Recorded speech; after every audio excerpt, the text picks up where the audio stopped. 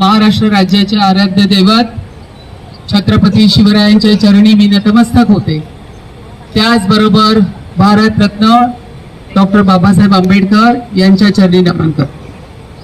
या ठिकाणी Shailendra education society या माध्यमातून या शैलेंद्र एज्युकेशन सोसायटीचे अध्यक्ष GS पांडलोस्कर सर यांचं मी विशेष कौतुक करते, कारण त्यांनी या ठिकाणी शिवदुर्ग हा कार्यक्रम आयोजित करून गड किल्ल्यांचं एक भव्य दिव्य असं आयोजन केलेलं आहे। परंतु त्याचबरोबर मी आमच्या मार्गदर्शिका आणि 2012ला आम्ही एकत्र नगरसेवक असताना वारंवार त्यांचं मार्गदर्शन आम्हाला मिळायचं, कारण आम्ही नवीन होतो आणि ताई आम्हाला नेहमी उभे राहून सांगायचं ह्या पद्धतीचे ठराव द्या, हे करा। त्यामुळे मी माझ्या मार्गदर्शिका आणि माझ्या गुरुच म्हणेल त्यांना। अशा या दहिसर विधानसभाच्या आमदार मनीषाताई चौधरी, त्याचबरोबर माझ्याबरोबर नेहमी नगरसेवक प्रकाश भाऊ दरेकर, जे कायम बरोबर पाठीशी भावासारखे उभे असतात, माझ्या नगरसेविका सहकारी तेजस्वी घोसाळकर, राणीताई द्विवेदी, जितेंद्र पटेलजी, सर्व सन्माननीय व्यासपीठ या ठिकाणी बसलेले आहे। का मी जास्त हे करत नाही, आपण उन्हामध्ये बसलेले आणि ते मला त्रास होते ते बघताना की सगळे उन्हामध्ये बसलेले आहेत आणि 12ची दुपारची वेळ आहे। मला या ठिकाणी खूप आनंद होतो की 12 गड किल्ल्यांची इतकं सुंदर प्रदर्शन या माझ्या शालेय विद्यार्थ्यांनी या ठिकाणी प्रदर्शित केलेलं आहे आणि त्यांचं जे मला त्या मुलाचं विद्यार्थ्याचं नाव माहित नाही, तो समोर माझ्या उभा आहे, हात वर कर फक्त। गेले 10-12 दिवस या सगळ्यांना हे सगळं उभारण्यापासून आणि सगळी वाक्यरचना देण्यापासून त्याचंही तिथे मुलाचं योगदान आहे।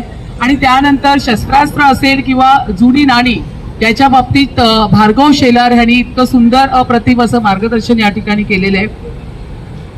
मी विशेष कौतुक करेल किंवा आम्हाला अभिमान वाटतो आमच्या महाराष्ट्र राज्याचे आमचे देवाभाऊ आदरणीय देवेंद्र फडणवीस साहेब, त्याचबरोबर आमचे सांस्कृतिक मंत्री आदरणीय आशिष शेलारजी यांच्या प्रयत्नातून हे 12 गड किल्ले युनेस्कोच्या माध्यमातून संवर्धन करण्याचं काम जे आहे ते इतक्या मोठ्या प्रमाणात आज आपण पाहतोय। जागतिक स्तरावरती हे 12 गड किल्ले त्यांनी जाऊन ठेवलेले आहेत, त्यामुळे त्यांचा विशेष मी या ठिकाणी आभार मानेल। इतका चांगला कार्यक्रम आणि शैलेंद्र एज्युकेशन सोसायटीचा हे सुवर्ण महोत्सव वर्ष आहे आणि 50 वर्ष पूर्ण झाल्यानंतर इतका सुंदर एक आयोजन शिवरायांच्या पूर्ण जीवनावरती एक चित्र, म्हणजे जायची सुद्धा गरज लागणार नाहीये, हे फिरून झाल्यानंतर अख्खा महाराष्ट्र फिरल्यासारखं होईल। इतकं सुंदर मायन्यूटली छोट्या छोट्या गोष्टी या ठिकाणी साकारलेल्या आहेत, इतकं चांगलं। आणि इकडच्या ताई तुमच्या विधानसभे, मला वाटते फक्त विधानसभाच नसेल तर बऱ्यापैकी मुंबईची लोक पण इथे येऊन बघत असेल। मला वाटतं आज 16वा दिवस आहे, चौथा दिवस आहे आणि याच्या पुढे 6000 लोक या ठिकाणी येऊन गेली। अतिशय चांगला उपक्रम आहे। या माध्यमातून आपल्या मुलांना आपल्या महाराष्ट्राच्या संस्कृतीचं दर्शन होतं।